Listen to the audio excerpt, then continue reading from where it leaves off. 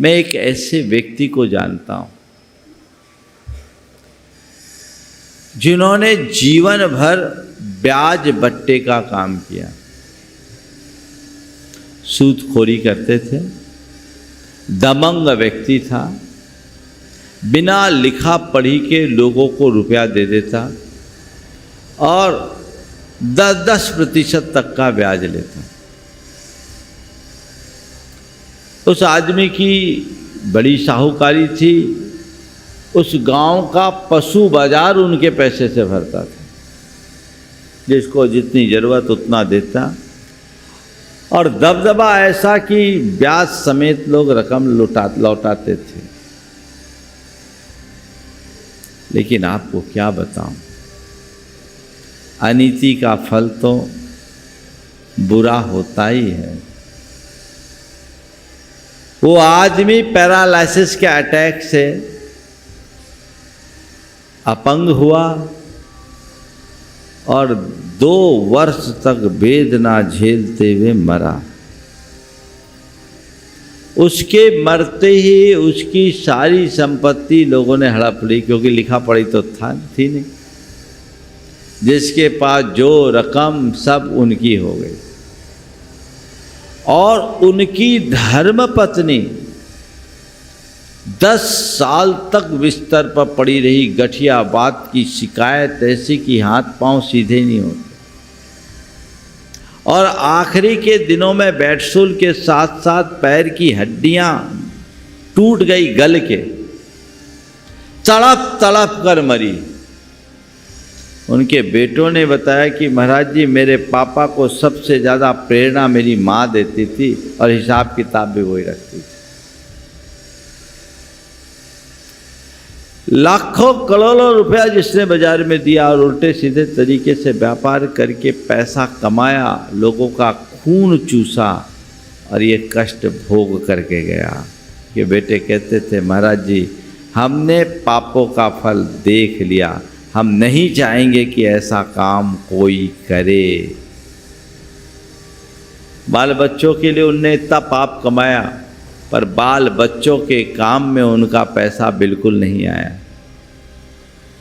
कोई भी काम करो, केवल कमाई मत देखो, कमाई के साथ उसके स्रोत को पहले देखो। स्रोत से आया हुआ पैसा तुम्हें सुखी बनाएगा और गलत स्रोत से आया हुआ पैसा तुम्हें बर्बाद कर डालेगा। चाहे जैसा इस तरह का काम करना, मनुष्य लालच वश करने लगता है, उसे थोड़ा भी मौका मिलता है तो फिर कई लोग तो लालच में ठगी के शिकार हो जाते हैं, और कई लोग लालच में इतने अंधे होते हैं कि अपनी मर्यादाओं को भी त्याग देते हैं। हमें ऐसे लालच को ध्यान में रख करके चलना चाहिए और अपने जीवन को उसी अनुरूप आगे बढ़ाना चाहिए। जैसे तैसे कैसे, मुझे पैसे नहीं चाहिए। आजकल जिस तरह से व्यापार का ट्रेंड बढ़ रहा है, खासकर कुछ व्यापारों में लोग उल्टे सीधे हथकंडे अपनाते हैं और अवैध कब्जा आदि करके इस तरह अपनी बरकत करते दिखते हैं, लेकिन अनुचित रास्ते से कभी बरकत नहीं होती। कहा गया, अन्याय उपार्जितम वित्तम 10 वर्षानि तिष्ठते, जायते तु 12 वर्षे समूलम विनश्यति। गलत तरीके से कमाया हुआ धन 10 वर्ष टिकेगा, जब 12वां वर्ष आएगा तो जड़ मूल से सब चला जाएगा, समूल नष्ट हो जाएगा। हो सकता है तुम्हारी संपत्ति टिके रहे, लेकिन ऐसे लोगों के जीवन में देखना, इनका अंत ऐसा होता है कि तड़प तड़प कर मरते हैं।